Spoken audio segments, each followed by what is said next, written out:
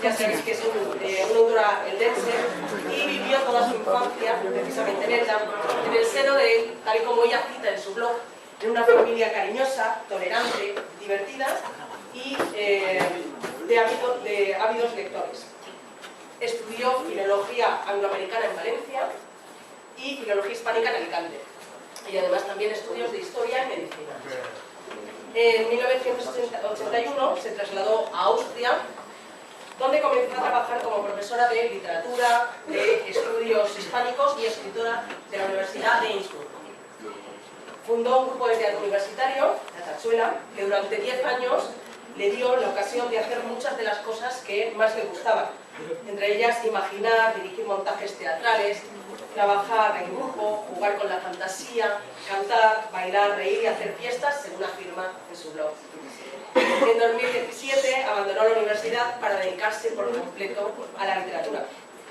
Comenzó a escribir en el género de ciencia ficción y que muy pronto amplió pues, con otros géneros como el género fantástico, el género de terror y el género thriller. A finales de los años 90 escribió su primera novela juvenil, con la que ganó el premio Edelman y que abrirá el camino para otros premios, como el Premio Nacional de Literatura Infantil y Juvenil 2020, concedido por la novela que habéis leído, El efecto Frankenstein. Sí. Y otros premios pues, que ha conseguido la autora, pues entre ellos destacaríamos en 1991 el Premio Ignotus de Relato Fantástico de la Asociación Española de Fantasía y Ciencia Ficción por La Estrella. En 1994 el Premio Internacional de Novela Corta de Ciencia Ficción de la Universidad Politécnica de Cataluña por El Mundo de Yarek. En 1997 el Premio EDB de Literatura Juvenil por El caso del crimen de la ópera. Y bueno, infinidad de premios, como os he comentado, el de 2020, que es el que más está relacionado precisamente con la lectura que habéis realizado. Y bueno, ya ha escrito numerosísimas obras de gran éxito, algunas de las cuales han sido traducidas a más de 20 idiomas. El color de silencio, El secreto del orfebre, Las largas sombras, El eco de la piel, La noche de plata y novelas dedicadas a un público más juvenil, como Cordeluna, que también la han leído, Mordida de mi vida, El efecto Frankenstein, El almacén de las palabras terribles, y su última novela ha sido Amores que matan, que es continuación de su anterior obra Puesta en Santa Rita. Nada, pues es un honor y nos sentimos pues especialmente.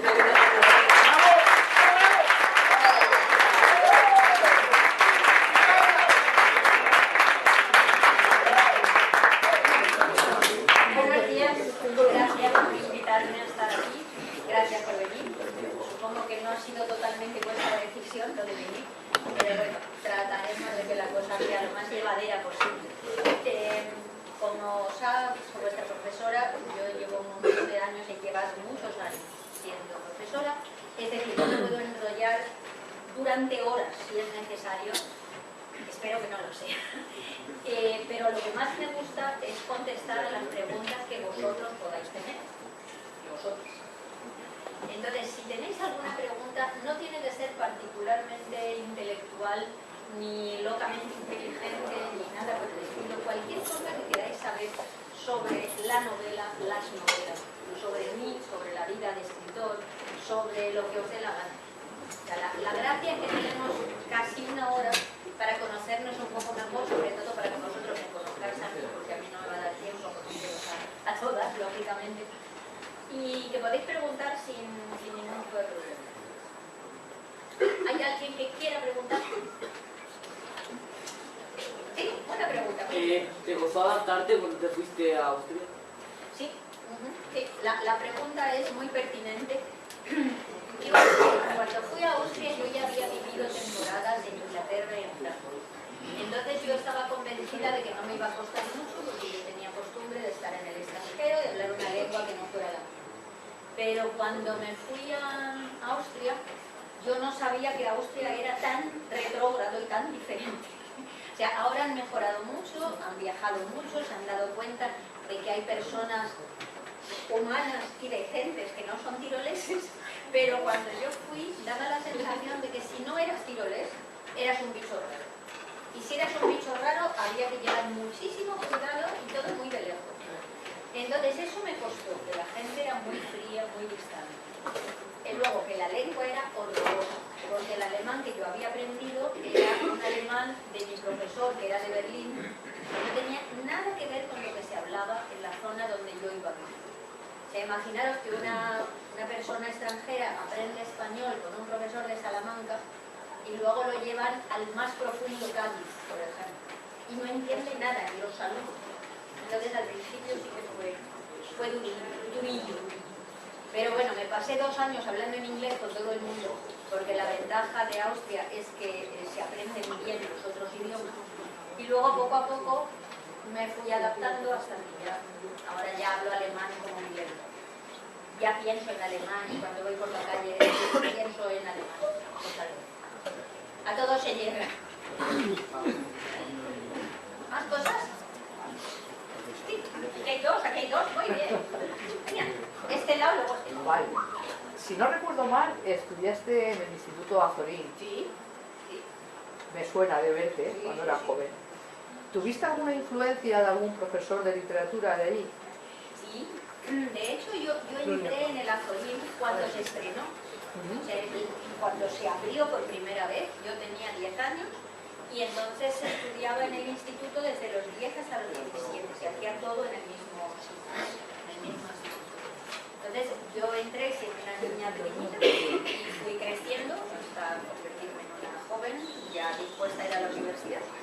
Y de los profesores que yo tuve, recuerdo, no a todos, claro, recuerdo a algunos, pero el que yo tuve que más me gustó y más me influyó en la literatura fue Salvador Pavía.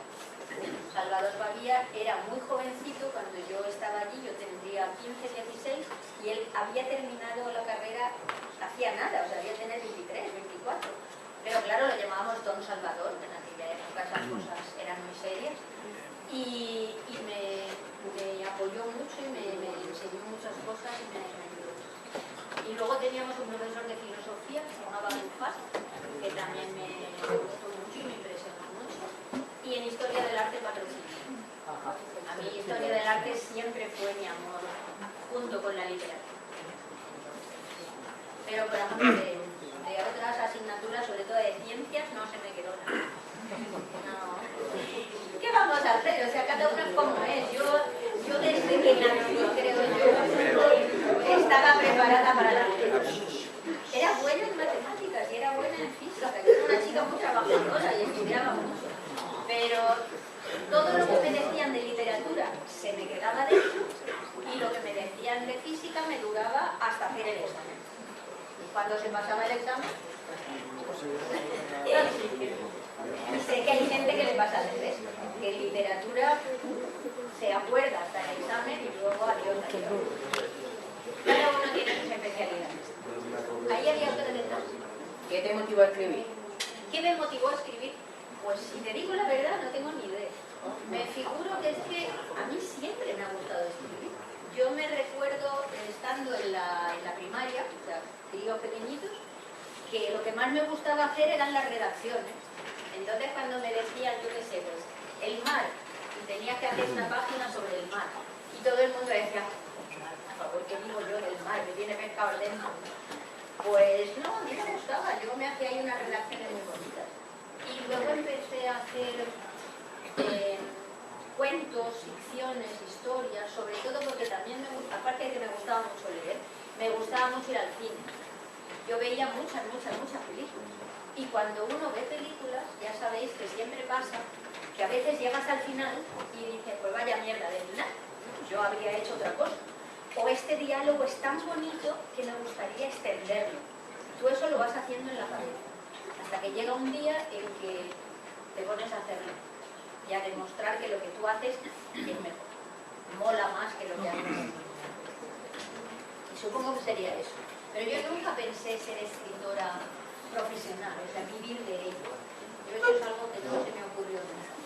Todos los escritores que nos habían enseñado en el instituto eran hombres con barba, con gafas y estaban muertos.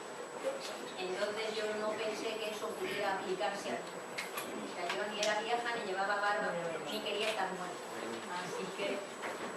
Pero luego me di cuenta que también hay mujeres que lo ven. Y aquí está. Por aquí había... ¿Cuál es la mejor parte y la peor parte de escribir? La mejor parte es escribir. Lo más maravilloso, para mí no lo dejas en paz. Quiero decir, cuando no viajas, cuando no vas a festivales, cuando nadie quiere nada de ti. Porque claro, cuando tienes hijos siempre quieren algo de ti. Cuando te dejan en paz en tu estudio, te pones a escribir y tienes todo el día por delante, eso es lo mejor. Eso es la leche, lo mejor. La peor parte es cuando tú quieres escribir y hay un montón de otras cosas que tienen que ser hechas. Y cuando tienes que hacer cosas que tienen relación con la escritura, pero que no es lo que tú quieres. Que, por ejemplo, no sé si lo sabéis, pero cuando una escribe un libro, aparte de escribir el libro, hay un montón de trabajo adicional. O sea, por ejemplo, tienes que estar siempre en contacto con la editorial cuando vas a hacer el libro y te dicen, por ejemplo, pues ahora tenemos que hacer textos de promoción, ahora hay que hacer un dossier de prensa, ahora tenemos que decidir qué va a haber en la contra, o sea, la parte de dentro del libro, ese pedacito. Vamos a ver cómo resumimos la historia para que al lector le apetezca leerla. Todo lo que tiene que ver con marketing y publicidad, que también es escrito, pero a mí eso me gusta más. A mí eso de estar tratando de vender mi libro es algo que no me gusta. Yo lo escribo, luego que lo venda alguien entienda de eso. Pero es un trabajo muy bueno. Si a alguno de vosotras o vosotros le gusta escribir, que sepa que es un trabajo que da muchas satisfacciones. Es muy gratificante. No da dinero al principio, pero es muy gratificante. ¿Pero aquí había otra pregunta? De todos los que has escrito, ¿cuál ha sido el problema más fácil? Todos, porque yo cuando escribo un libro, yo nunca escribo un libro ni por obligación ni de encargo. O sea, yo todo lo que escribo porque me he enamorado de esa historia.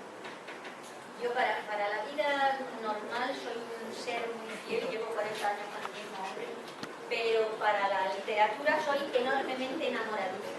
O sea, yo me enamoro constantemente de historias, de ideas, de proyectos.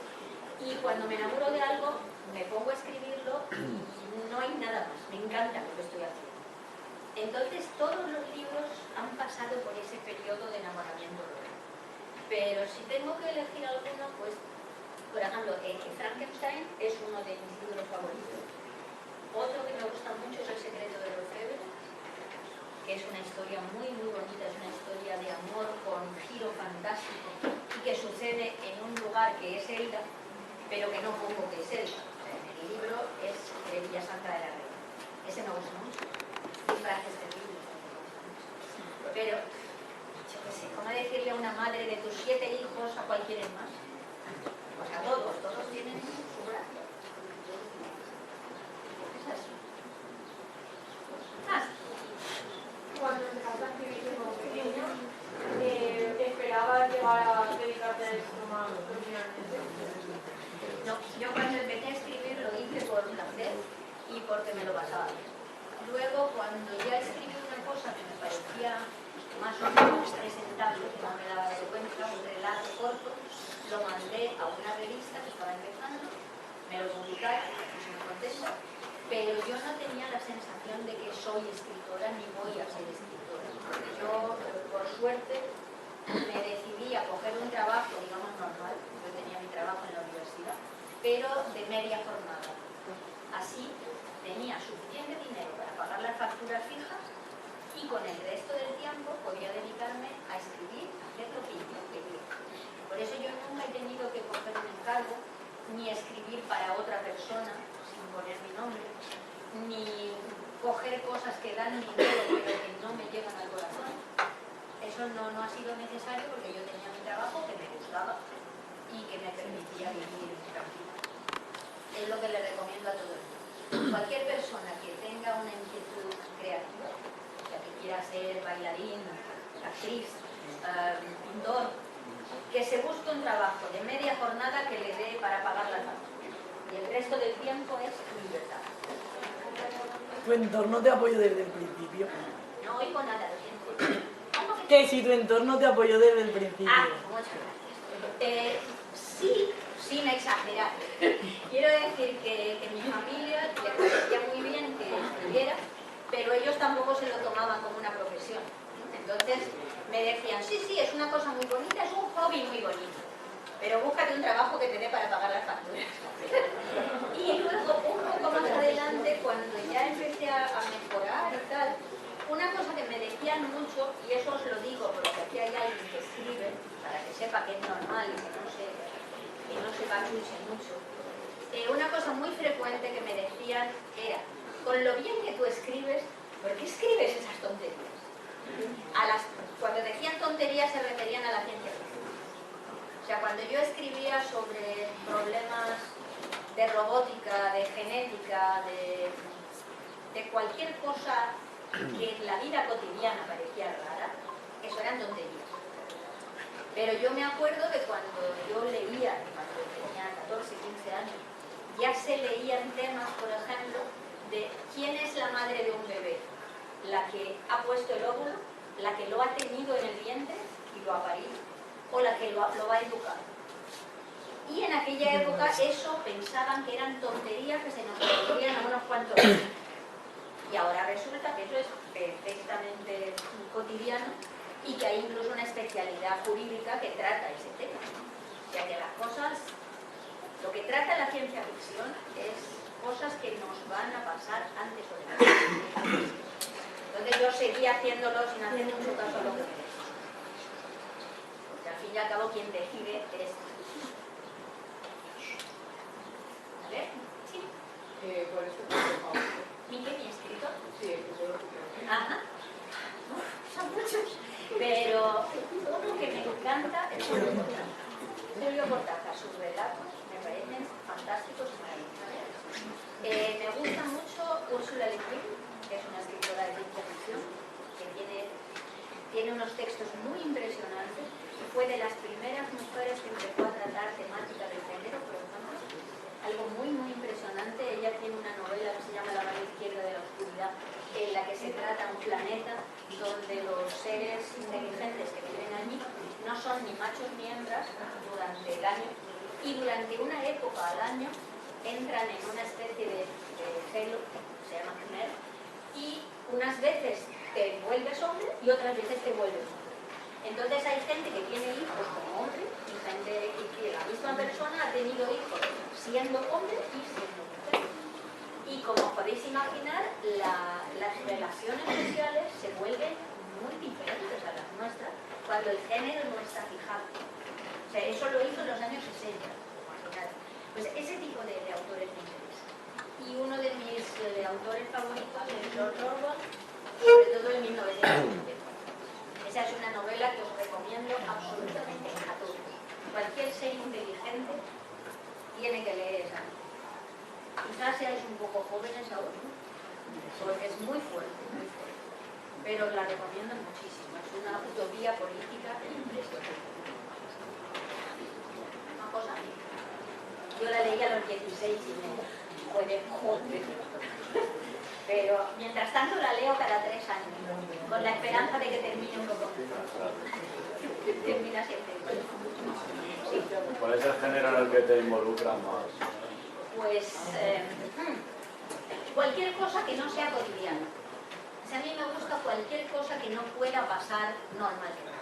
O sea, sobre todo me gusta fantástico, ciencia ficción, terror, también negro, porque la novela negra, aunque dicen que es realista, a mí no me parece demasiado realista.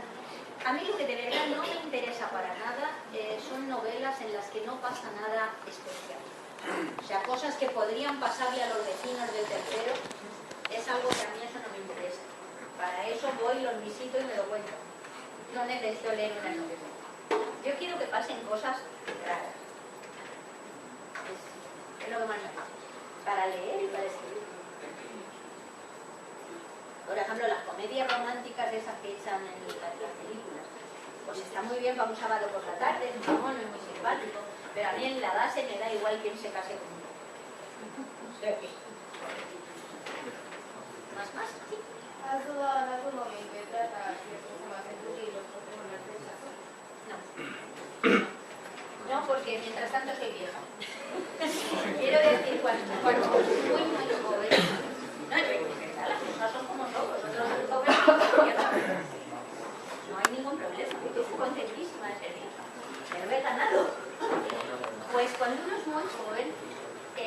cuando escribe tiene muchísimo miedo de lo que van a decir los amigos o la familia. Entonces, cuando escribes algo que para ti es fuerte, que es importante, pero a lo mejor, yo que sé, tiene una escena muy fuerte de sangre o de violencia, o de sexo, o de cosas así. Si tienes 17 años y piensas, oh, cuando esto lo lean mis padres, van a pensar qué cosas tengo en la cabeza. Entonces te censuras, bajas el nivel. Es normal, pero no hay por qué hacerlo. Yo nunca lo hago. Yo cuando pienso que una cosa es necesaria en un texto, lo pongo, y si al lector no le parece bien, pues que se lo salte. Cuando escribí una novela hace 2 o 3 años, donde hay un par de cosas que a las personas así muy clásicas no les parecen bien, o sea, hay varias relaciones homosexuales, por ejemplo, hay una persona trans. Pues una señora, me lo contaron, fue a devolver la novela. Se había comprado una anterior que le había gustado mucho. Compró esta novela y cuando llevaba media novela leída, fue a la librería y le dijo, oye, vengo a devolvértela, dame otra cosa. Porque esto es muy indecente. Bueno, ¿por qué vamos a hacer, pobre señora? Si a ella le parece muy indecente que 2 hombres estén juntos o 2 mujeres se quieran, pues vale. Pero no te corto. Si escribes tú lo que te da la gana, lo que tienes texto. A mi pobre marido de vez en cuando le dicen, oye, ¿a ti no te da miedo estar casado con ella? Porque en la última, por ejemplo, hay una señora que mata a su marido.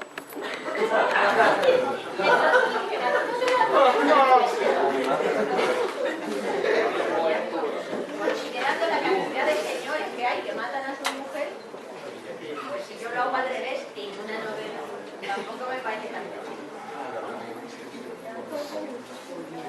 Más cositas. ¿Hay algún libro que haya leído una novela relacionada? Sí, montones. Lo que pasa es que eso normalmente no me acuerdo de ello. O sea, no me molesto en recordar. Pero cuando era más joven, yo, por ejemplo, tenía la estúpida idea de que cuando empiezas un libro lo tienes que acabar. Y llegó un punto en que me di cuenta que en alemán se dice una cosa muy inteligente, que es, para saber que una sopa está salada, te basta con una cucharada. O sea, no tienes que tomártela del todo. Cuando yo llego al 10% de un libro y me parece que el libro está mal escrito o que no va a ninguna parte, o que yo esto ya lo sé, adiós. O sea, si el libro tiene 250 páginas, me leo 25. Si tiene 400, me leo 4. Pero más no. Solamente leo un libro del todo cuando estoy en el jurado. O sea, si estoy en un jurado de novela, ahí me leo cada palabra porque pienso que los candidatos tienen derecho a que los trates como Dios manda y que te leas todo lo que has escrito para luego en la discusión poder tener argumentos. Pero si es por placer, en el momento en que deja de darme placer, se acabó. Pensar que la lectura, entre otras muchas cosas, tiene que darte placer. Si no te da placer, no tiene ningún sentido. Tiene que dar placer estético, placer intelectual, un placer lúdico, pasártelo bien. Si no te da ninguna de esas 3 cosas, el mundo está lleno de cosas que se pueden hacer. Quería, ahora vienes al pueblo revolucionado con la serie que se va a grabar aquí el día 25, que está basada en una de tus novelas, ¿no? Del canal Disney Plus. Y nos han pedido colaboración a todos los festeros de Elda que puedan estar libres ese día, pueden vestirse y también a escuadras. Y eso, gracias porque nos haces famosos y nos tratas con mucho cariño, pero es la primera vez que se graba o que se hace película o serie de alguna de tus obras. ¿Y cómo te sientes cuando la tratan de una manera que se te puede escapar? ¿Cómo te sientes?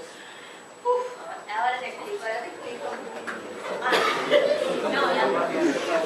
La cosa es, hace ya 10 años o así, de un texto mío se hizo una película de larga duración, una película de cine en Alemania. Una película de ciencia ficción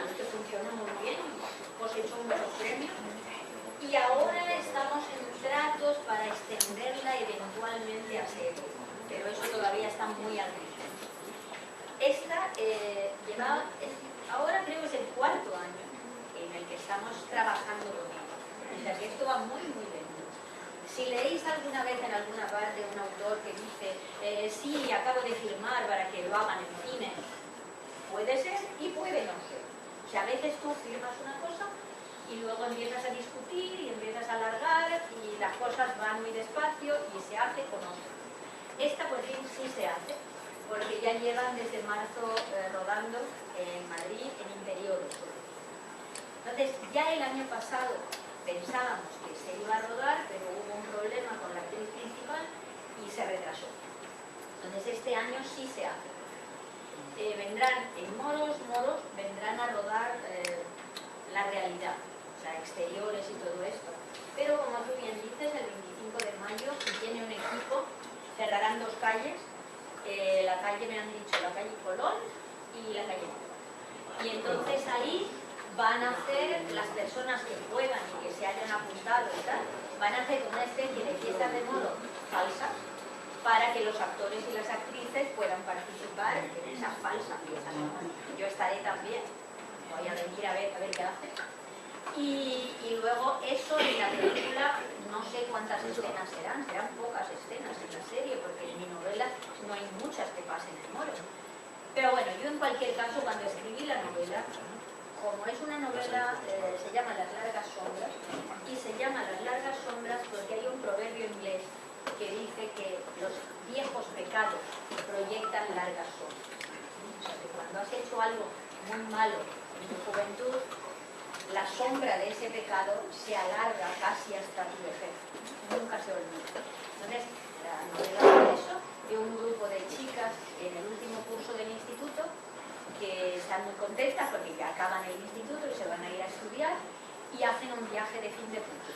Y en ese viaje de fin de curso pasa una cosa horrorosa que las marca a todas para siempre. También hay chicos, el grupo de chicas son las protagonistas, pero también hay chicos en esa clase.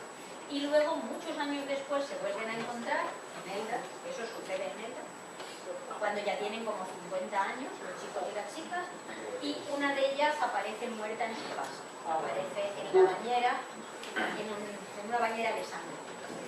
Y hay que ver si es asesinatos, si es suicidios, si es un accidente. Entonces, en la época antigua, cuando son jóvenes, hacemos unas escenas de muerte.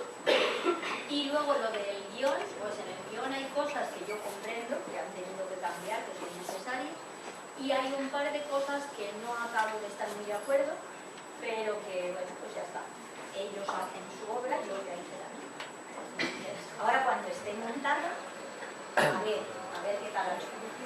Me hace mucha ilusión. Así que si no pasa nada, el año que viene ya podréis ver una serie en la que sale vuestro pueblo.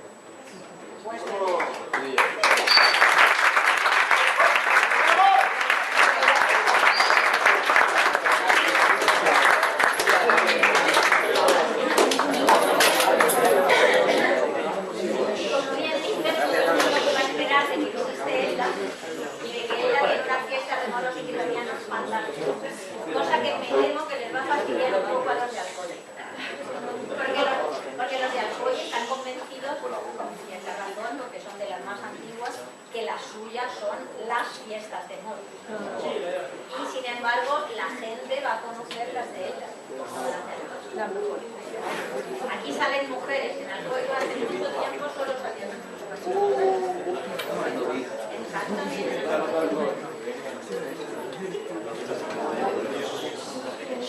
Me preguntan si tengo algún lugar concreto para escribir. Si puedo elegir, sí. O sea, a mí lo que más me gusta es durante el año prácticamente. Y luego hace 9 años nos compramos una casa aquí en Elche, donde también me estoy haciendo un estudio, poco a poco, porque tengo mucho que hacer. Si puedo, lo que me gusta es escribir en mi mesa, en mi estudio, con mis cosas alrededor, con mis tonterías. O sea, yo tengo pocas tonterías. O sea, hay gente que necesita tener... García Márquez decía que él solamente podía concentrarse cuando tenía una rosa amarilla. Pues, Yo esa chorrada no las hago, que vamos a ver. Pero por ejemplo, me gusta tener una piedra concreta, una piedra de obsidiana, que me la paso de una mano a otra cuando quiero usar. Pero yo soy capaz de escribir en autobuses, en trenes, en aviones, en cafés, en donde sea.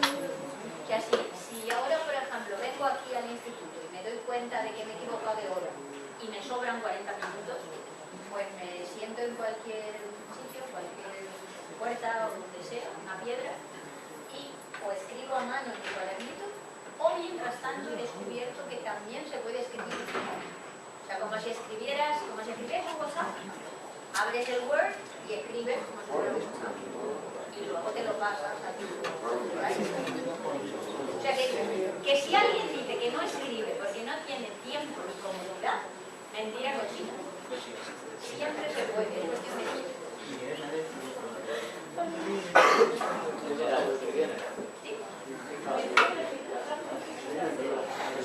Si tuviera que elegir otra profesión, pues mira, hasta los 14 años, si yo hubiera podido elegir, yo habría sido astronauta.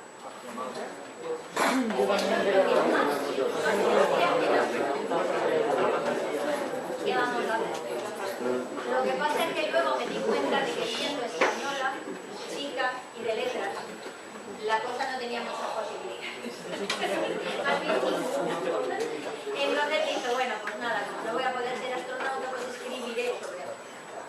Y entonces escribo ciencia política. Me habría gustado también tener una profesión relacionada con la historia del arte, las bellas artes.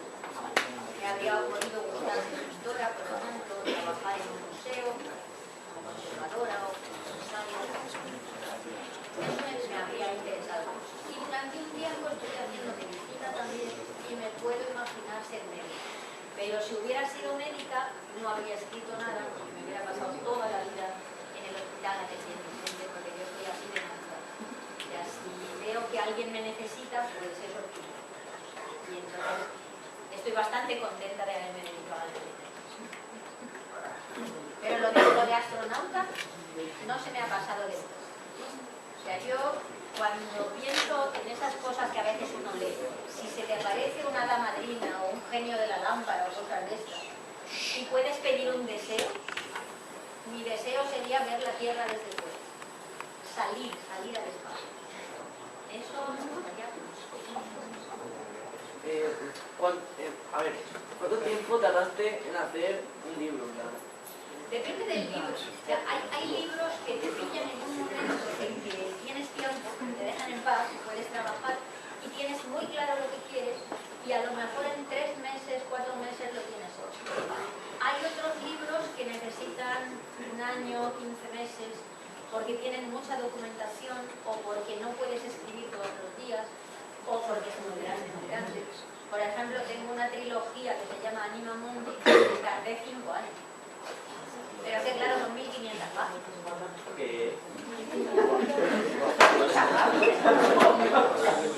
¿A quién le impresiona lo de las 1500 páginas?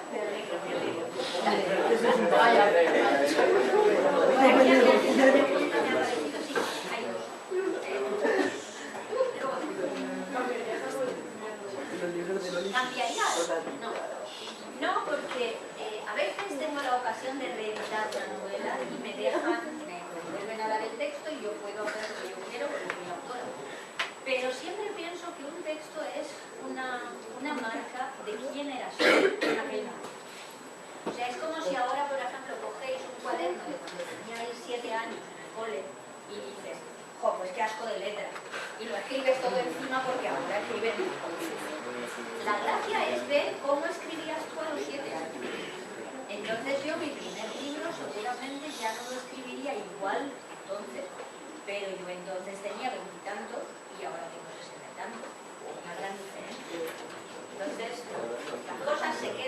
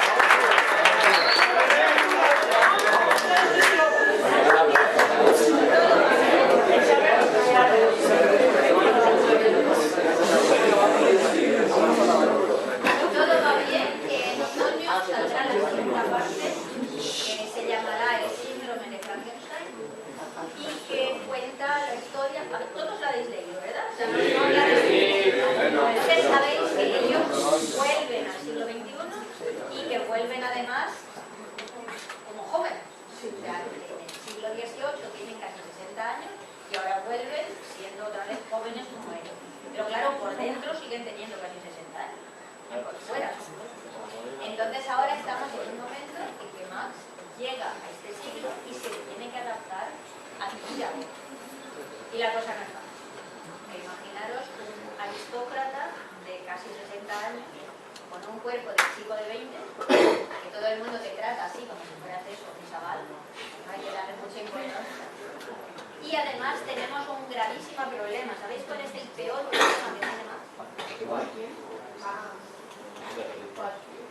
Que no existe. No, pues no. O sea, imaginaos, Marx nació en el siglo XVIII. Ahora viene aquí, no tiene carnet de identidad, no tiene registro de su existencia. En ningún hospital hay un registro de que haya nacido. No tiene partida de bautismo.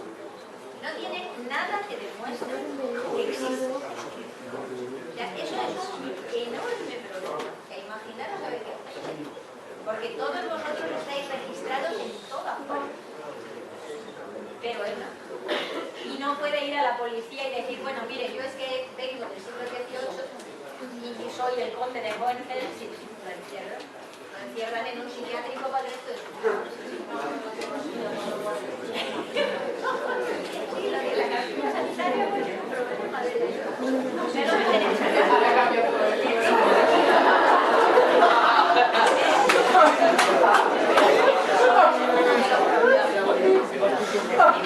Pero me tenéis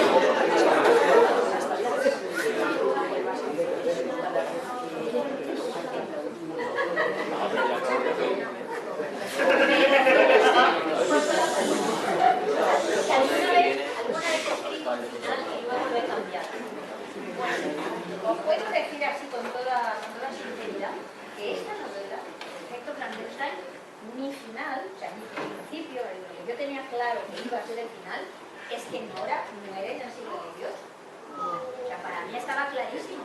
Ella tomó una decisión, eligió.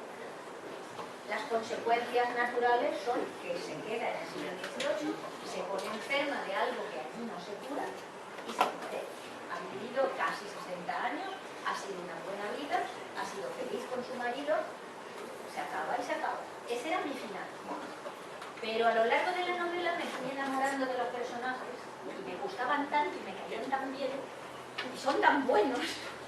Cuando ayudaron a Michel y a Sanne y consiguieron que se fueran a América juntos y tal, pensé, no puedo dejarlos así, no puedo dejar que se muera Nora y que el pobre de Max se quede hecho un asco para siempre. Y pensé, a ver, si puedo arreglarlo de alguna manera que sea coherente y salvarlos, los salvo. Y los salvo. Y mientras tanto, me encanta que todos los lectores y lectoras, tanto jóvenes como adultos, todos me han dicho qué bien que se salven, qué bien que acaben volviendo a este sitio. Así que estoy contenta. Pero no es frecuente. Cuando tengo un final, es lógico que termine de esa manera. Pero estoy contenta. De todos los libros que has escrito, ¿cuál es tu personaje favorito? Mi personaje favorito de todos. Oh, qué difícil. A ver. En la trilogía esa que os decía antes, de Ánima Mundi, por ejemplo, hay varios personajes buenísimos. Elena, Levagesin. Hay unos cuantos personajes de esos que de verdad llegan al alma. Yo tengo muchísimos, porque yo siempre, lo que os decía antes de las madres, todos tienen una gracia particular. Los hay que son muy malos, muy inteligentes. Los hay que son tan buenos y tan simpáticos. Los hay que son un caballero, como Max. Entonces, pues, me gustan todos. Los chicos, las chicas. Incluso los malos me gustan. Más. Lo que estáis hablando entre vosotros me lo podéis decir a mí, lo comentamos. No me digas que os vais a censurar ahora. Pero si ya nos conocemos más de media hora, si ya tenemos confianza. Bueno, contesto aquella y os lo Ahora que además no la había imaginado. Sí, yo me figuro que Max debe tener. Pero Max sobre todo es guapo porque es guapo por dentro. O sea, lo digo perfectamente en serio. O sea, yo no, supongo que os habréis dado cuenta de que hay gente que cuando la ves la primera vez, chicos y chicas, dices, es que es guapísima o es que es guapísima. Pero si luego estás en tu clase y lo ves todos los días, al cabo de 2 años ni es tan guapo ni es tan feo. Es algo que es así. Cuando conoces a una persona que es buena por dentro, que es guapa por dentro, eso es algo que no se pasa jamás. O sea, que puede tener un accidente y estropearse un ojo, puede hacerse viejo, puede quedarse calvo, está igual. Porque cuando uno de verdad es una gran persona, esa es la belleza que pasa, esa es la belleza que pasa. Entonces yo estoy convencida de que Max es un chico guapo, pero sobre todo es que es guapísimo por dentro. O sea, no sé si os habéis dado cuenta de lo buena persona que es. Y tiene naturalmente tiene sus prejuicios. Él es un hombre del siglo XVIII. Hay cosas que a él le parecen razonables o no razonables dentro de su época. Pero aprende y mejora y evoluciona. Y eso es una cosa que indica que es una gran persona. Y él, por ejemplo, también acepta cuando se ha equivocado o cuando lo ha hecho mal. Es una cosa muy bonita. A los chicos os gusta más. Parece que es un hombre que vale la pena. Es que a mí me parece muy importante que los chicos también tengáis personajes de identificación. O sea, que podáis ver cómo se puede ser hoy en día siendo. Yo tengo la sensación de que los chicos tenéis el problema de que ahora se habla mucho de chicas, ¿no? Las mujeres tenemos cada vez más modelos. Se habla muchísimo de chicos homosexuales, pero de chicos heterosexuales se habla muy poco. O sea, da la sensación de que los chicos, los hombres heterosexuales, no tienen ya modelos, no tienen forma de decir así me gustaría ser cuando yo sea. Y entonces me parece muy importante que en las novelas haya ejemplos de comportamiento de hombres heterosexuales. Y a mí Max y Jimmy me parece que son unos hombres que pueden ser un ejemplo. Los dos. Y Michael ya ves, es feísimo, pobre. Pero al cabo de un rato ya no te das cuenta de que es feísimo. Porque es más bueno que es malo.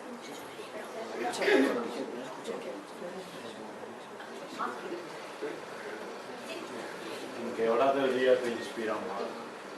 Pues yo antes, cuando yo era libre, me inspiraba mucho más la noche. Porque durante la noche me dejaban en paz. Todo el mundo se iba a dormir y entonces yo podía trabajar tranquila hasta que yo quería. Pero llegó un momento en que, claro, cuando tienes hijos, que a las 6 de la mañana ya abren los ojos y ya están ahí despiertos, no te puedes quedar hasta las 3 trabajando, porque si no, no duermes nada. Conforme ellos fueron yendo a la guardería y luego al cole, yo me acostumbré a trabajar por la mañana. Entonces, mientras tanto, ya se acostumbra uno a todo. Y por la mañana, cuando abro el ojo en la cama, ya tengo mi rutina, abro el ojo y antes de encender luces ni nada, ni mirar el móvil, ni nada por el estilo, pienso en lo que quiero escribir ese día. O sea, dónde estoy en la novela, qué escena voy a empezar, qué quiero que pase. Y a eso le dedico media hora o así. Y luego ya me levanto y cuando ya hago mis rutinas, me pongo a escribir. A la hora de escribir, ¿lo planeas o es un poco algo que salga? Lo planeo, pero no todo. O sea, eso que dicen de que hay escritores de mapa y de brújula, lo habréis oído. O sea, el de mapa es el que lo tiene todo bien arreglado y sabe dónde va. Y el de brújula es, pues, más o menos. Pues yo soy una... O sea, yo lo que no hago, como muchos colegas míos, es hacer una escaleta. Donde dice, capítulo primero, descripción de la casa de Mariano. Diálogo entre Mariano y su madre en el que los temas que van a tratar son tal. Hay gente que hace así una novela completa y cada vez que se sienta a escribir sabe, ahora me toca el diálogo en el que los protagonistas cortan y él la abandona. Yo eso no lo hago jamás porque si no sería un peñazo. O sea, eso es trabajo. Entonces yo lo que hago es pensar mucho en la novela, saber dónde empieza, saber a dónde quiero ir, o sea, cuál sería el final. Y por en medio hay unas cuantas escenas que yo veo como si las hubiera visto en una película. Yo tengo clara. Y por en medio no sé lo que pasa. O sea, cómo se llega de una escena a otra, eso no lo sé. Eso me sorprende. Y cuando me siento a escribir, digo, pues, a ver qué pasa. Entonces, a veces hay sensaciones muy bonitas. Os lo cuento, os parecerá un poco raro, pero es una sensación muy bonita. Cuando, por ejemplo, tengo una protagonista o un protagonista que está... Esto me lo estoy inventando, quiero decir, no es de una novela completa. Imaginar que el chico o la chica, quien sea, está en una casa de estas antiguas, de algún familiar o algo por el estilo, y se ha quedado a pasar la noche. Se levanta por la mañana, está todo el mundo durmiendo, está todo en silencio, y el chico o la chica va caminando por la casa abriendo puertas, a ver qué hay en los diferentes sitios. Y de repente abre una puerta y al abrirla le parece oír, por ejemplo, una música lejana. Cuando se aparta un momento, la música se va. Y cuando se acerca otra vez, la música vuelve. Entonces, entra en esa habitación. A mí me pasa muchísimo que yo no sé lo que hay en la habitación. Entonces yo lo que hago es ir con el protagonista a ver qué hay. Y me sorprendo igual que él o que ella se sorprende. Y voy a ver qué encuentra. Entra, ¿hay luz o no hay luz? Hay luz. Los muebles están destapados o tapados con sábana. Tapados. Y así voy acercando. Hay un piano, la música puede venir de ese piano, o a lo mejor no es un piano, a lo mejor es otro instrumento, tú puedes ser. ¿Qué instrumento se puede oír? Un violín, un cello. ¿Dónde está el violín? ¿Quién lo toca? Lo voy descubriendo. Y eso es muy bonito. Eso es una cosa. Es algo que os recomiendo a muchos que os gusta escribir. Poneros en una situación y acompañar al protagonista a descubrirlo. Y vas tomando decisiones. Muy divertido. Además, chicos y chicas, es el único momento en vuestra vida donde las decisiones son todas vuestras y solo vuestras. El resto de vuestra vida, las decisiones siempre están mediatizadas por vuestra familia, por vuestros profesores, por vuestros amigos. Cuando estás escribiendo, mandas tus ideas. Y puedes matar a quien te dé la gana. Eso es una cosa que mola mucho. Si alguna vez os cabreáis mucho con algún profe de instituto, matadlo por escrito.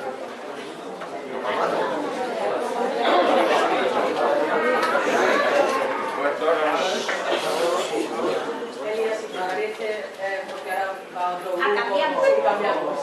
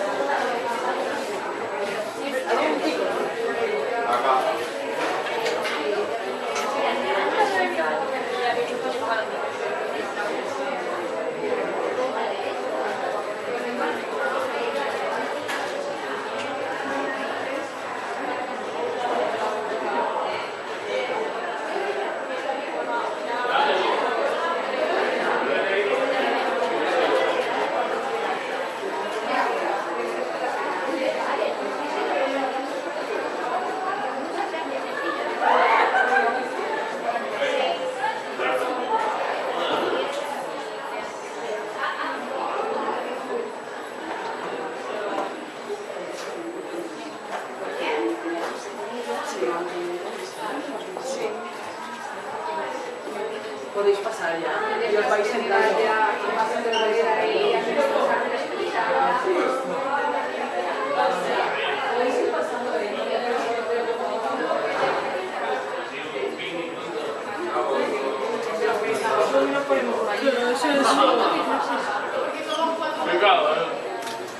¿Qué cámara es esta?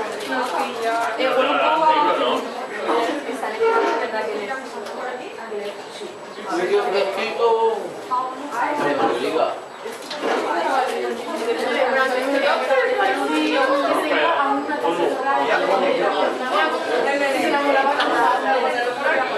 Me acabo de comer la bolsa de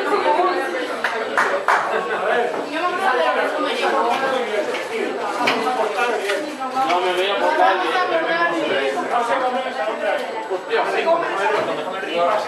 No lo podemos comer en todo. A mí se lo puedo.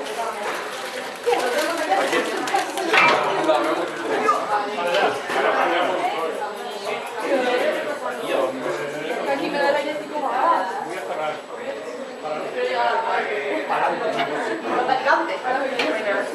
No, venga, venir, no sois así, que nos está parando rodando.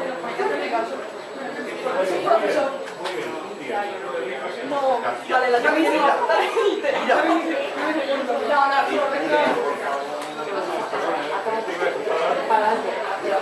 ¿De dónde viene Yaiza? Y por qué huele a María. aquí está bien ya.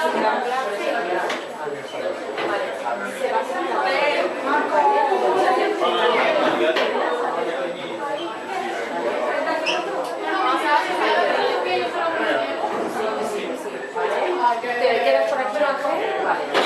Es un gran lector. Mira, esos son los libros que... ¿Has leído la obra esta? No, pero él lee muchos libros. Pero claro, tú ¿Sí? Ah, pues sí, nosotros también hemos hablado de ella. Lo ha hecho Loli. Anda, ¿ves? Claro. ¿Vale? ¿Quieres hacer ahí? ¿Me puedes tirar?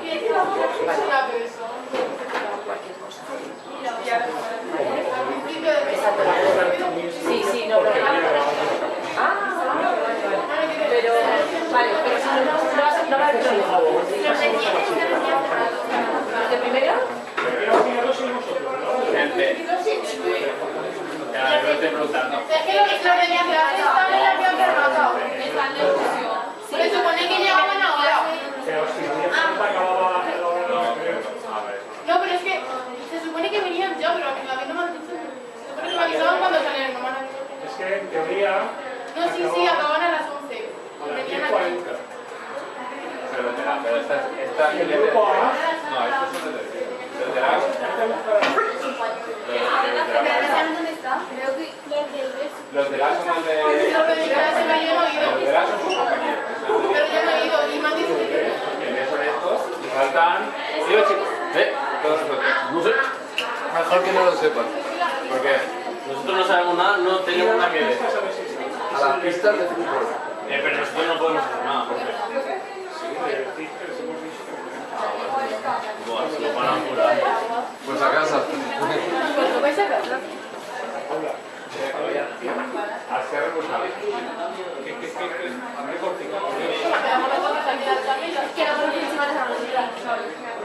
Ahora ya estás en casa.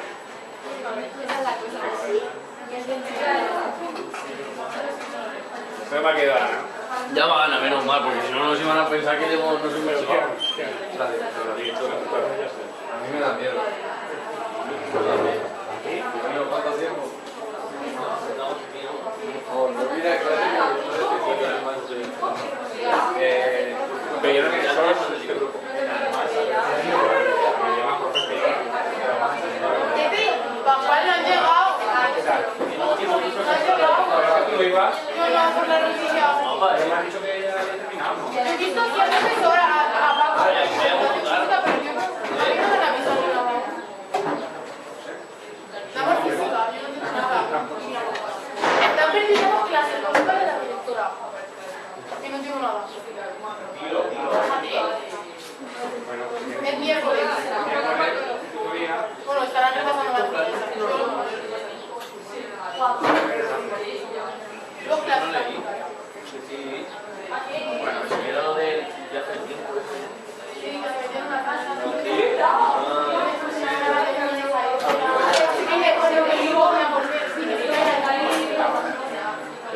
Se queda como un raro.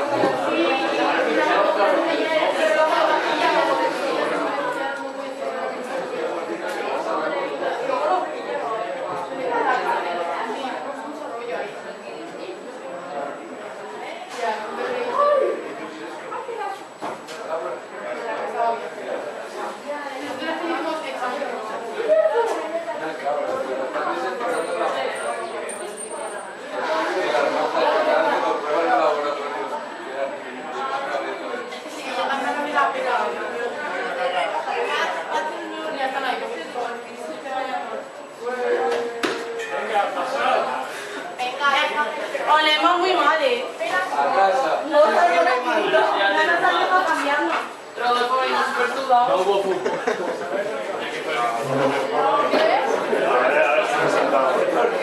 Si nos sentamos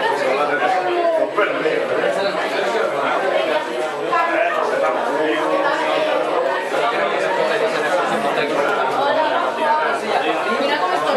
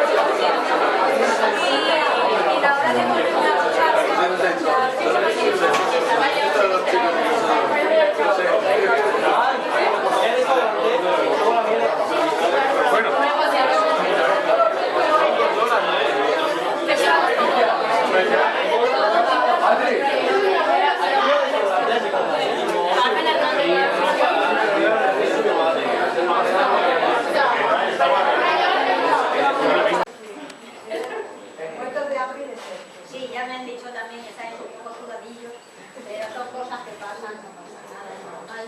Cuando yo iba al instituto ni siquiera teníamos ducha, con lo cual después de gimnasia era lo normal que la gente oliera bastante, digamos, poco a ducha.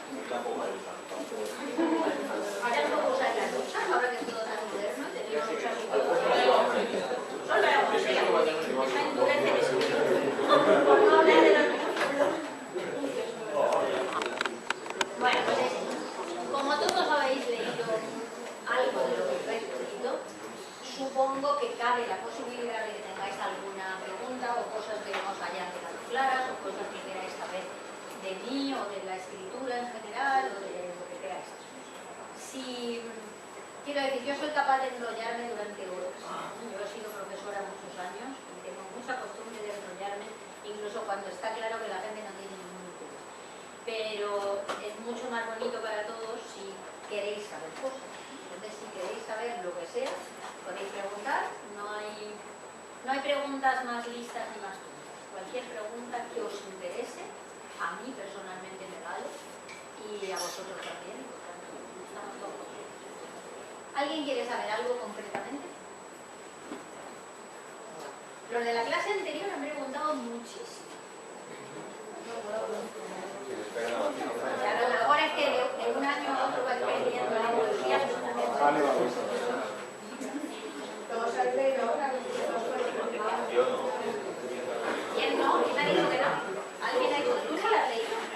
Ya no tienes ni idea. Vale. O pregunta tú. De hecho, si no has leído nada, el que más preguntas puede tener eres tú. ¿No me pensando por de qué va la novela? No.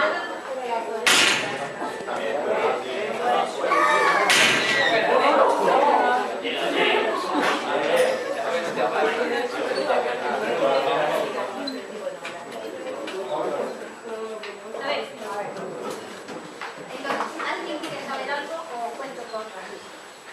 Cuenta y ya vamos preguntándote. Bueno, pues ya lo habéis leído, o sea, los que la han leído lo habéis leído hasta el final, o sea, que no os destripo nada si digo.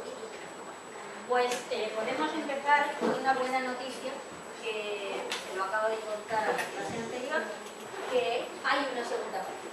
O sea, durante mucho tiempo, cuando yo iba a reuniones como esta, con gente joven, muchas veces me hacían la pregunta, ¿va a haber una segunda parte?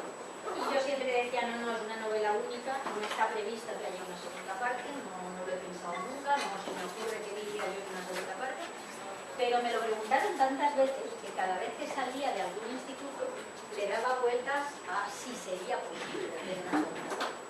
Entonces pensé, hombre, en principio posible sí es, porque ellos llegan otra vez de vuelta a este siglo.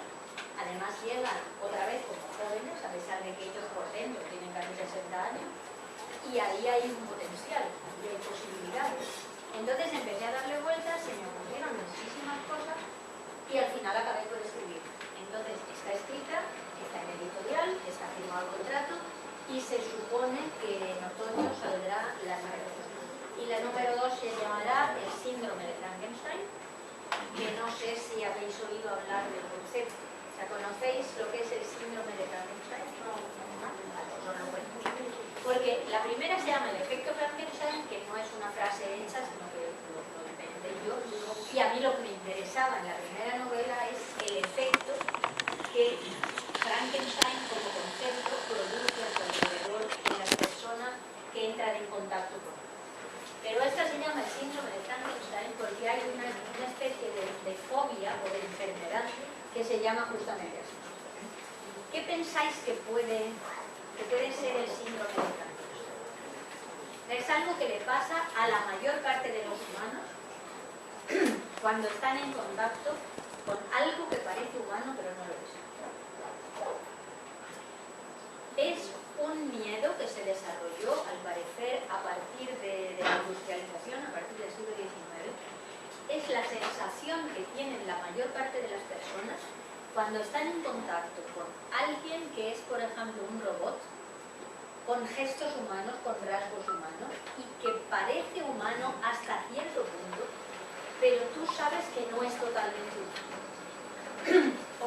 Os pregunto un par de cosas a ver si vosotros sois de esos o no.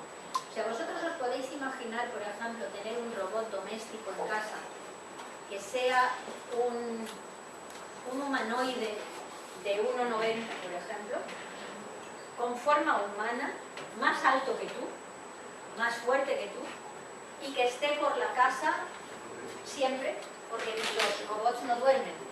O sea que, por ejemplo, cuando la familia está durmiendo por la noche, él está limpiando la casa, o mirando a ver qué hace falta en la nevera, o arreglando el jardín, entrando y saliendo, sin las luces encendidas porque no necesita luz para ver.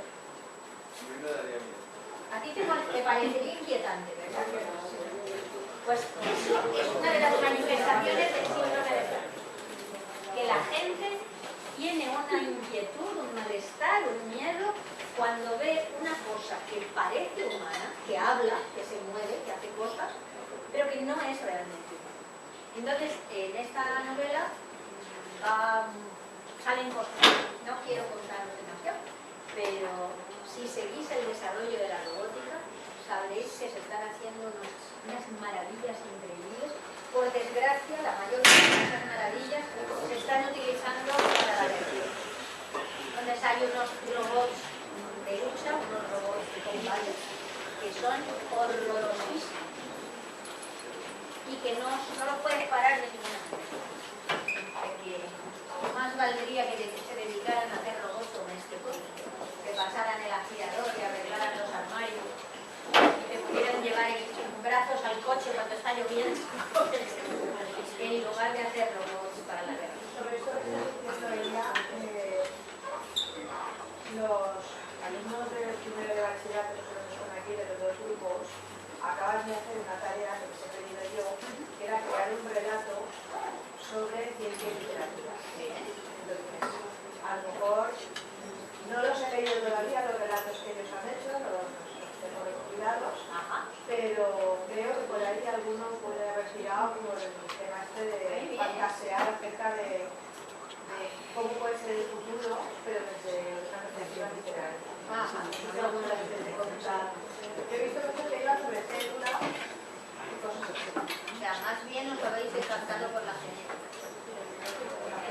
robótica, inteligencias artificiales, viajes en el espacio, viajes en el tiempo. ¿Qué temas habéis visto? El tuyo era sobre el cuerpo humano y sobre salud. No, sobre cómo funciona el cuerpo cuando te enamoras. Ah, muy bien. Muy bien, claro, es una cosa muy importante. Es una cuestión puramente química. O sea, porque ya sé que no queda muy bonito ni muy glamuroso decirlo, pero el enamoramiento es algo, solamente es un desequilibrio químico que luego se vuelve a restablecer, y por eso dicen que el enamoramiento dura un máximo de 3 años. Por eso si el enamoramiento no es sustituido por el amor, la pareja se rompe. O sea, en el momento que el enamoramiento pasa, si no ha sido sustituido por una relación de amor, ya no puedes estar con esa persona porque ya no te interesa, porque da igual, porque la parte hormonal se ha ido. Si hay amor, entonces puede durar toda la vida. Esa es la verdad. Es así, ¿no? Una ciencia. Pero si estar enamorado es una cosa estupenda, de las cosas más bonitas que os pueden pasar. Y yo recomiendo que lo viváis unas cuantas veces. Tenéis que vivirlo unas cuantas veces antes de pillar la definición, porque de verdad que estar enamorado es... Los seres humanos somos lo que somos, porque somos lo que somos. No podemos olvidar el pasado. El pasado es lo que hace que tú seas tú. Tú te crees que no necesitas nada más, que tú eres tú. Y luego con el tiempo te van saliendo un montón de cosas de salud, por ejemplo, que las has heredado de otras generaciones. Y si lo hubieras sabido, podrías haberlo evitado. Es muy importante conocer el pasado propio y el pasado del país. Para tener futuro hay que conocer el pasado. ¿Qué cosas has averiguado tú de Hilda a raíz de tus novelas? Cosas que no sabías. Muchas de tus novelas están ambientadas aquí. Sí, porque llegó un momento, yo supongo que lo sabéis, yo vivo en Austria desde hace muchísimo tiempo. Y yo me fui de Hilda también hace muchísimo tiempo, cuando tenía 24 años. Y desde entonces he ido volviendo, pero no es lo mismo que vivir aquí. Pues yo cuando tenía vuestra edad yo no sabía nada de ella. A mí Elda no me parecía lo bastante interesante como para aprender cosas sobre eso. Era un sitio donde vivía, porque estaban mis padres y mi familia, pero yo siempre quise ir. Yo siempre pensaba, en cuanto sea mayor yo me voy a donde sea, porque el mundo está afuera, no está aquí, está afuera. Luego me di cuenta de que esto también es el mundo y que también tiene un montón de cosas que valen la pena, pero me di cuenta después. Tuve que irme. De Elda he aprendido muchas cosas con los años. Por ejemplo, vosotros habéis dado cuenta de que Elda también fue una ciudad medieval. Yo es que no me había dado cuenta. Yo cuando estaba en el instituto, pues pensaba que las ciudades medievales eran, yo qué sé, Toledo. O sea, esas ciudades grandes, maravillosas, donde todavía quedan cosas. Yo Elda no se me había ocurrido nunca que en la Edad Media aquí hubo gente que tenía sus ilusiones y sus proyectos y sus vidas. Y poco a poco fui aprendiendo muchísimo de Elda y poco a poco fui situando mis historias en el lugar donde yo había nacido y crecido. Primero me fui por ahí, hice cosas más cosmopolitas y luego volví y empecé a hacer cosas aquí y ahora hago cosas mixtas. Hago cosas y cuando hago ciencia ficción tiene la ventaja de que pongo lo que sucede, lo pongo donde me da la gana. Me lo invento, me voy a otros planetas, a otras galaxias, a otras naves, a donde me dé la gana. Esa es la libertad de la escritura y de la lectura. Eso es lo que más me gusta a mí de este oficio de la libertad. Las posibilidades que se ofrecen. Y que solo decides. Eso me parece fantástico. No tienes que preguntarle a nadie, no tienes que consultar con nadie. Tú haces lo que te da la gana. Eso es algo que no pasa casi nunca en la vida de todos los días. Ni a vuestra edad ni en la mía.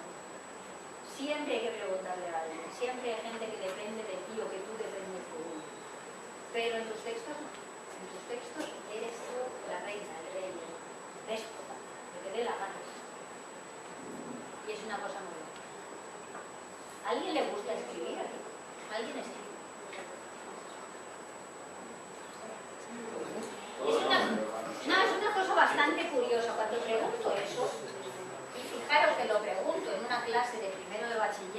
mayores, ¿por qué os da tanta vergüenza decir que escribís? No, pero que es muy... Yo solía hacerlo. Muy bien, ya no lo haces. ¿Por qué? Perdí, a ver, no la pasión ni nada de eso, lo hacía porque escribía cosas graciosas. Era como si estuviera de la ¿No te falta? ¿No lo echas de menos? en cuando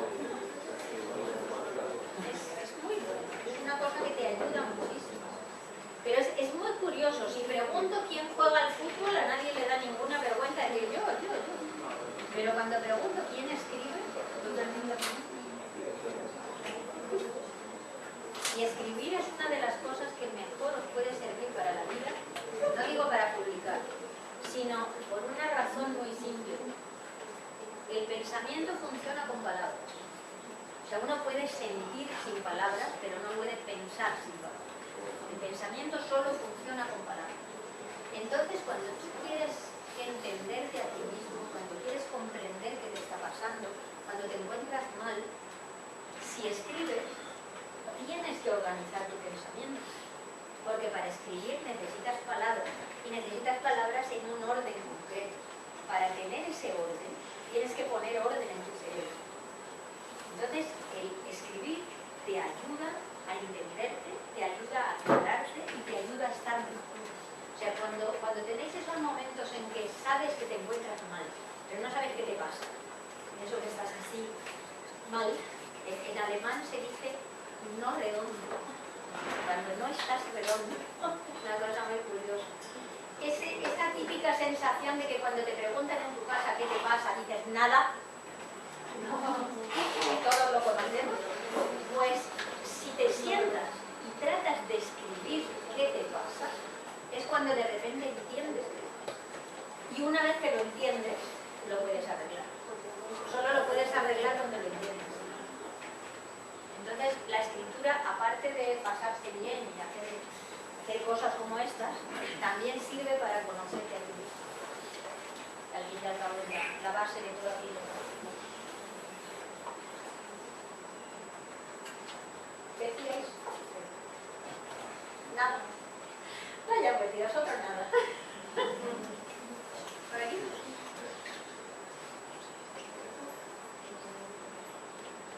Sí. es muy difícil vivir a escribir.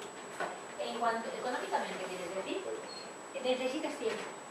La cuestión para escribir es que os han vendido mucho la moto, las películas americanas, de que puedes escribir una novela, tiene éxito, te compras un rancho con caballos, te dejas de trabajar y te pasas la vida siendo Dios venido a la tierra. Es mentira. Por mucho éxito que tenga una primera novela, es mentira. Cuando pasa tiempo, si trabajas mucho y tienes suerte, puedes vivir.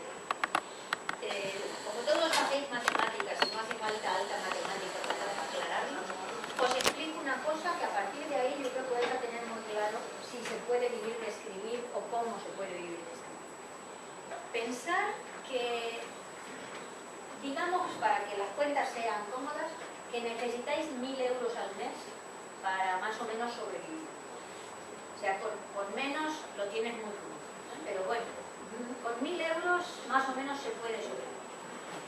Ahora pensar que los escritores ganamos. Esta novela, por ejemplo, vale, pongamos 20 euros, valen entre 19,90 y 23. Pongamos 20 euros para que sea justo. Del precio de venta, el escritor cobra un 10% por ejemplar sin IVA. O sea, por el precio sin IVA. Entonces, más o menos al escritor, si tiene mucha suerte, le caen 2 euros por novela, antes de impuestos. O sea, cuando pensáis en que hay que pagar los impuestos, digamos que tienes entre 1 euro y 1,50 € por cada novela que leas. Si tú necesitas 1.000 euros al mes, 14 veces al año, como que son los sueldos normales, los sueldos normales te los pagan 14 veces porque le pagan vacaciones. Pongamos que tú necesitas 14.000 al año.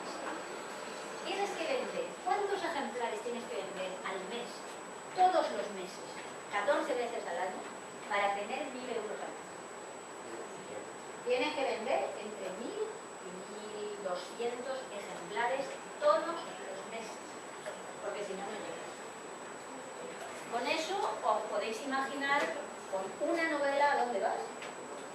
considerando que la mayor parte de las novelas, en cuanto llevan 2 meses en las librerías, desaparecen. O sea, una novela tiene una vida de entre 6 semanas y 2 meses. Si en ese tiempo no se vende con regularidad, la retiran porque es muy poco espacio y luego la destruyen. O sea que tú trabajas como un desgraciado durante año y medio viajando para hacer un monstruito así. Y si en las primeras 6 u 8 semanas no se vende bien, cambia. Y dejar de ganar dinero. No se vende. O sea que con eso tienes un poco de idea. Pero claro, cuando uno lleva 30 años en el negocio, tiene más de 30 novelas, tiene traducciones a otros países, ha vendido los derechos para el cine, colabora en periódicos, va a festivales donde le pagan, entonces se puede. Pero no tengas prisa. Si alguien quiere ser escritor, el truco es no tener prisa. Con calma. Hacer lo mejor que sabes hacer. Dar lo mejor que puedes dar, pero sin prisa. Y tener un poquito de suerte. Porque claro, mi lógica me dice que para cualquier trabajo, sobre todo cualquier trabajo creativo, necesitas talento, o sea, un talento de partida. Hay gente que sirve para la música, hay gente que no sirve para la música. Hay gente que sirve para pintar y gente que no sirve para la música. O sea, un poco de talento necesitas.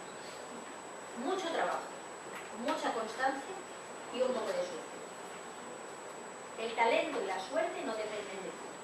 El otro 50% es tú. Entonces, hay que trabajar.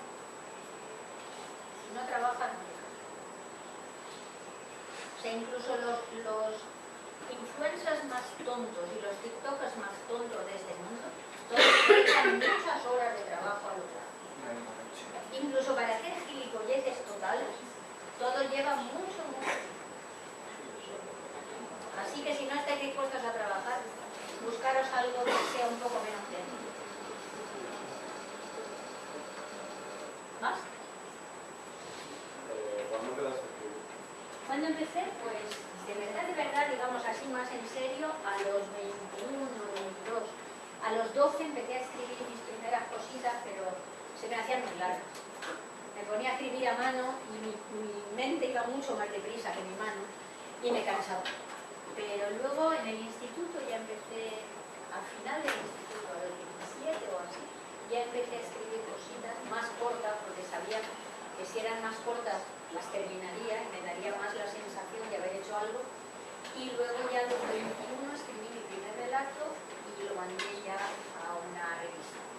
Y me lo aceptaron sin pagar, todo gratis. Pero yo me puse muy contenta de que, bueno, les ha gustado, parece que esto funciona. Y luego ya empecé. Y desde entonces me he dado cuenta de que yo soy mucho más feliz cuando escribo. Y como yo soy mucho más feliz, soy mejor persona y la gente que está a mi alrededor también es más feliz. O sea que yo sirvo para mejorar el mundo.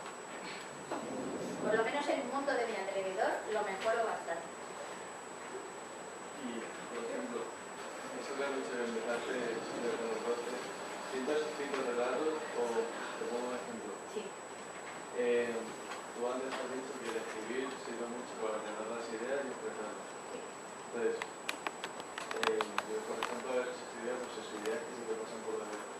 ¿Tú hacías eso también o lo haces o siempre has escrito relatos, historias? Empecé así también.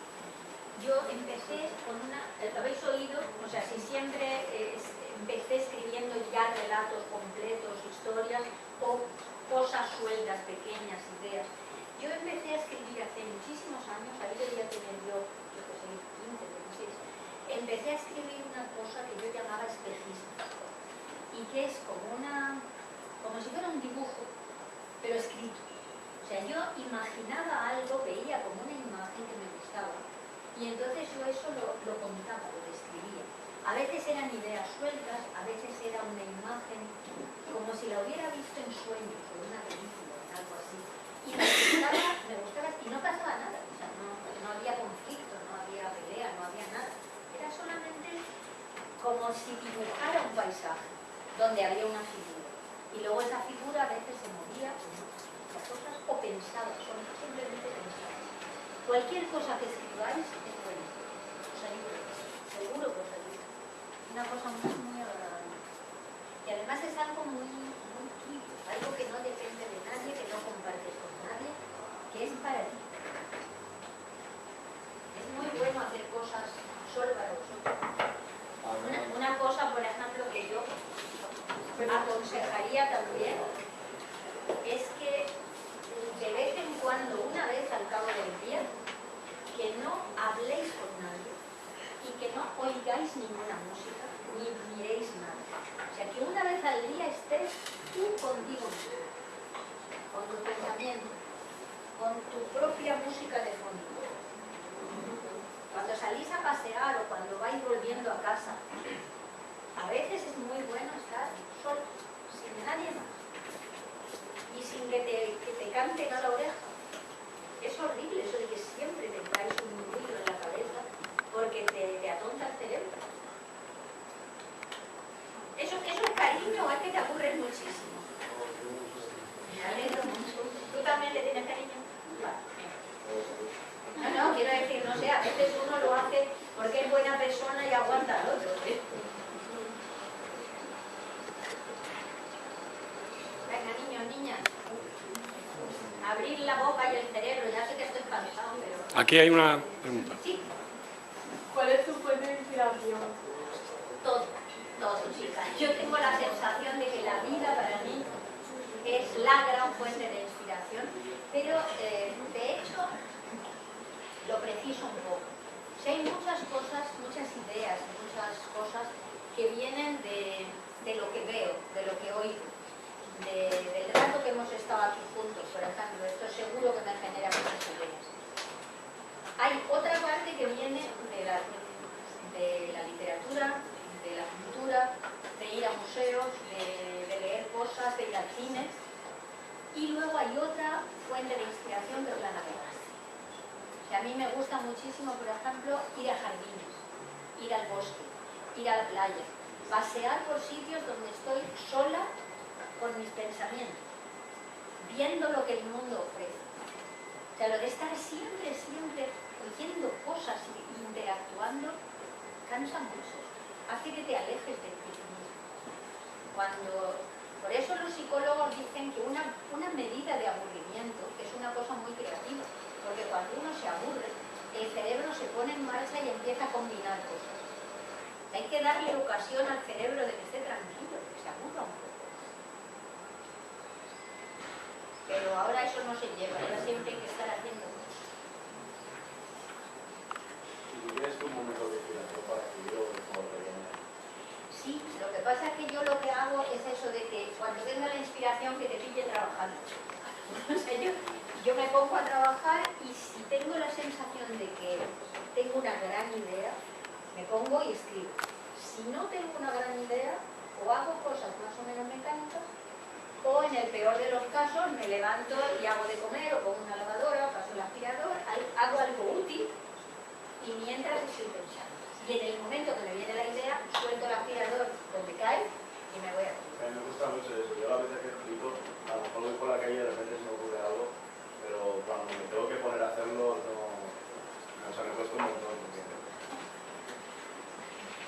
Si vas por la calle y se te ocurre algo, tienes una libretita, puede ser en otra clase, y aquí apuntas lo que se te ha ocurrido porque no se te ocurre.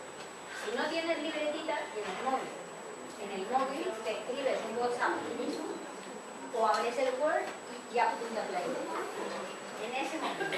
Y así ya no se te ocurre. Es igual que cuando ves algo que te hace gracia y haces una foto. Por lo mismo, como hacerle una foto a tu idea. Lo de tener una libretita es una cosa muy, a ser posible, molestia.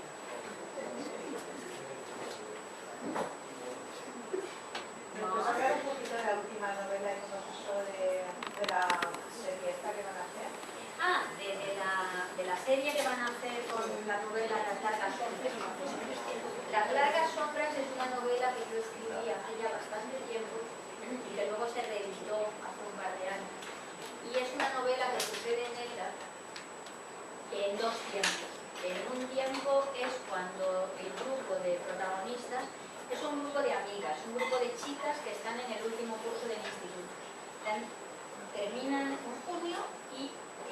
septiembre ya entran en la universidad.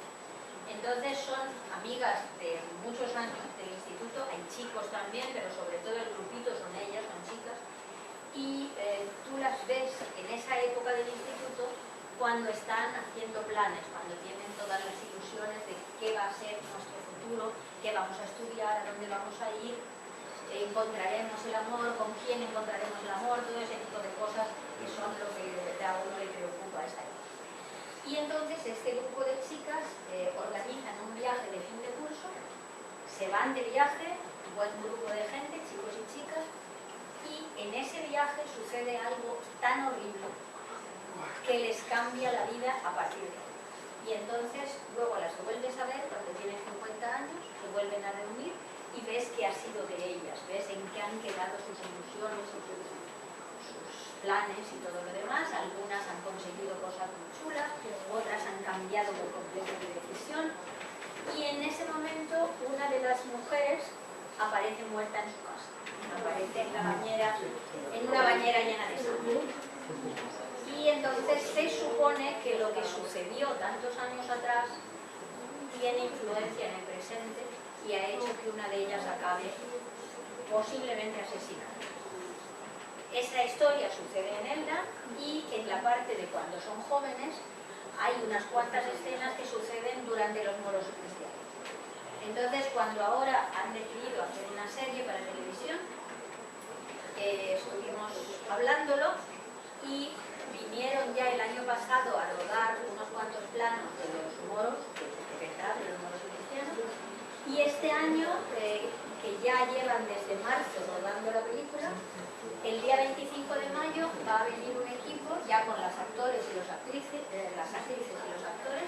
Vienen el 25 de mayo, se cerrarán 2 calles en torno al ayuntamiento y han pedido la colaboración de 500 extras que irán vestidos de las diferentes comparsas y harán unas falsas fiestas de moros para poderlas rodar. Entonces, al año que viene, cuando se estrene la serie, podréis ver vuestro pueblo y las fiestas de moros en una serie de la tele.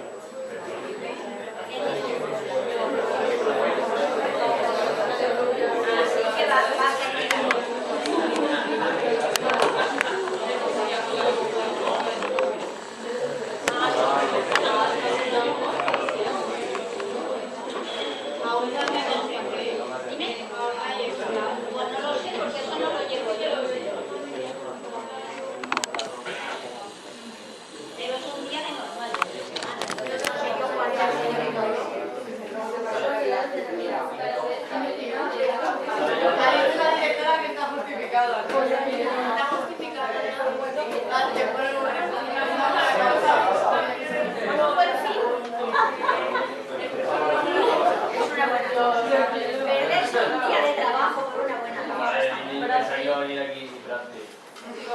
Yo lo que espero es que quede bonito y que luego en el mundo se sepa que Elda existe, que tiene unas fiestas de moros.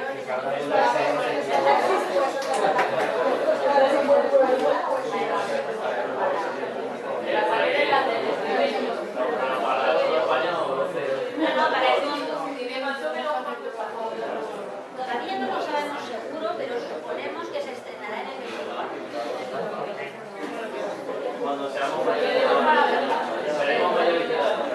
Así que cuando cumplís este año ya. El 24 llegáis a los 18. ¿Ves?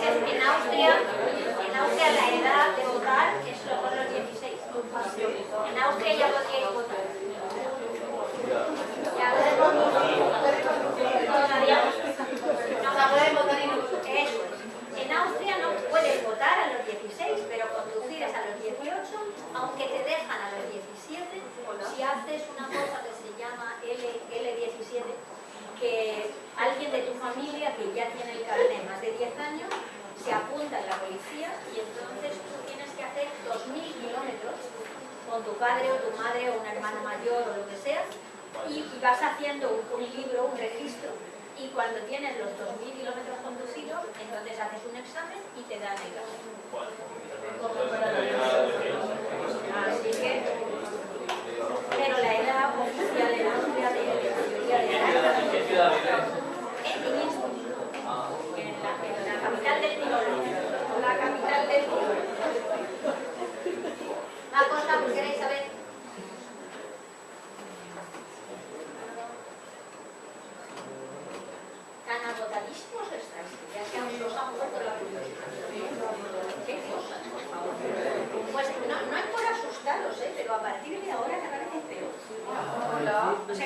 vez más cansados, porque cada vez trabajaréis más.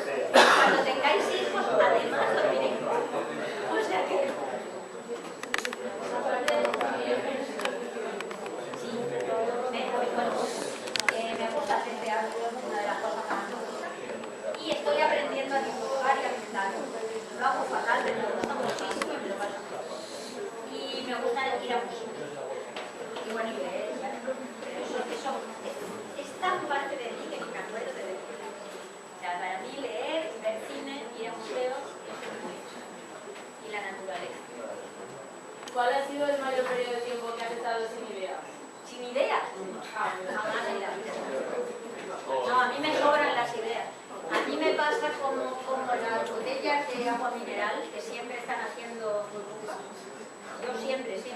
Cuando me acuesto por las noches hay veces que no me puedo dormir de la cantidad de ideas que me vienen.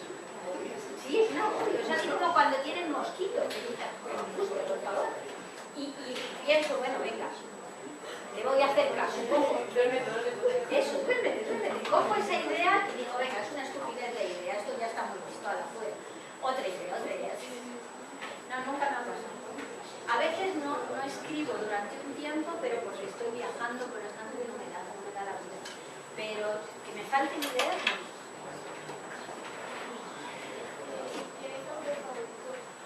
Muchos.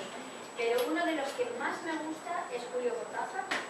Es un argentino que escribe unos cuentos unos cuentos fantásticos, rarísimos, maravillosos. Me encanta. Alguien que vosotros sí podéis conocer es Stephen King, por ejemplo. Stephen King me gusta mucho. He leído casi todo lo que ha escrito. Me gusta mucho Antonia Bayer. A todo esto, he descubierto una autora inglesa que ha sido traducida hace poquito y que es maravillosa, se llama Maggie O'Farrell. Y acaba de sacar una en España que se llama El retrato de casada, que os recomiendo muchísimo. Es precioso. Está maravillosamente bien escrito. Es muy bueno. Y cuenta un caso real de una muchacha en la corte de Ferrara, que luego se casa, y con 15 años la van a casar, claro, porque era lo que se hacía en la época, estamos en el Renacimiento. Y entonces ella cuenta en primera persona su vida, su experiencia de vida. Tú sabes desde el principio que esa muchacha que existió murió en el primer año de su matrimonio y se supone que la mató su marido. A los 16 años. Y entonces tú sigues la historia de esa muchacha, sobre todo el año en que se casa y se la llevan a otra ciudad donde no conoce a nadie, claro. Para ser duquesa. Tiene de todo, tiene de maravillas, pero no conoce a nadie, no la quiere nadie, y ella sabe que la van a matar, que la quieren. Está fenomenal. Os la recomiendo mucho. El retrato de casada también quiero hablar. Más. Sí. ¿Cuál es el que más te costó? El que más me costó supongo que sería Anima Mundi, porque es una trilogía de 1500 páginas. Sí, y tiene como 42 personajes centrales. Entonces estuve casi 5 años trabajando con ella. Y os juro que cuando estaba en el tercer volumen ya me quería morir. Ya no puedo más, quiero hacer otra cosa. Pero tenía que terminar. Por eso cuando la gente se enfada con Martin, George Martin, el de la canción de Hielo y Fuego y todo esto, lo conocéis. Bueno, pues hay gente que se cabrea mucho porque no ha terminado la historia. Y le queda muy poquito, le queda solamente una novela. Y el pobre hombre está desesperado porque dice que está harto, que no puede más, que lo mismo ni siquiera la termina. Entonces, cuando uno se mete en un proyecto de estos muy largo, sí que hay momentos en que baja el entusiasmo, que dices, joder, a ver si se acaba esto. Pero hay que aguantar. Por lo demás, aguanto bien todo el mundo. Tiro para adelante. Más cosas. Sí. Ay, con todas. Yo me lo paso muy bien con todas. Pero, por ejemplo, con Disfraces Terribles lo pasé muy bien. Con El efecto Frankenstein disfruté muchísimo. Y con Cordeluna lo pasé fenomenal. Porque Cordeluna fue una novela que empecé a escribir así, digamos,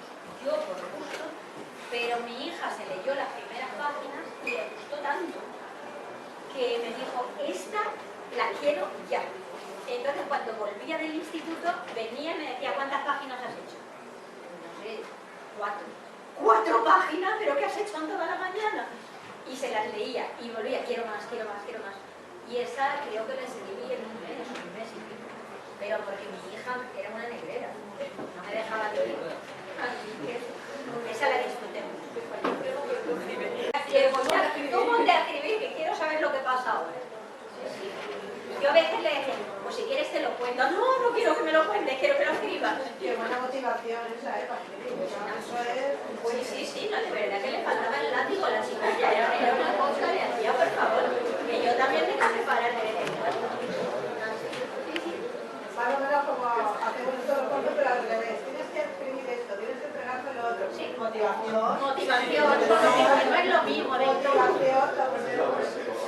¿Cuál es tu saga de libros favorita? Mi saga de libros favorita. Eso es un poco difícil porque yo no soy mucho de sagas, me canso mucho. O sea, tengo la sensación de que las sagas están como muy estiradas. Y lo hacen adrede para engancharte mucho tiempo. A mí me gusta, por ejemplo, El Señor de los Anillos, porque son 3 novelas, pero están juntas, están compactas y esa me gusta. Esa es una de las que más me gusta. A pesar de que a mí no me gusta demasiado el fantasy. Pero esa sí, esa me gusta mucho.